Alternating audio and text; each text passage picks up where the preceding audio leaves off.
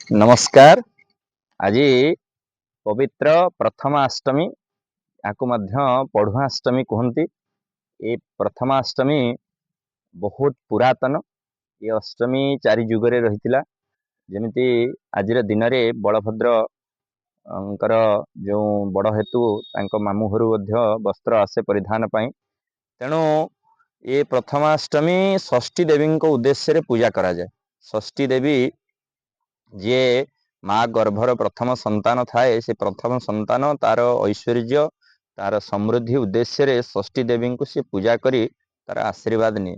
ये प्रथमाष्टमी रे पिठा जो हलदी पत्तर पिठा तैयारी हुए आ नूतन वस्त्र पिंधती हलदी देहरे लगाती हलदी लगे स्नान करती जहाँ उद्देश्य जे समाज रे जो दुष्ट शक्ति अच्छा ये प्रथम पुओ प्रति कहारी अनिष्ट न हो। आमर समस्त संस्कृति आ परंपरा समस्त ऐतिह्य आमर धर्म आमर शास्त्र अनुजाई अच्छी। तेणु आसंतु यही प्रथमाष्टमी रे आमे समस्ते नूतन वस्त्र परिधान करिबा एवं षष्ठी देवी को पूजा करिबा।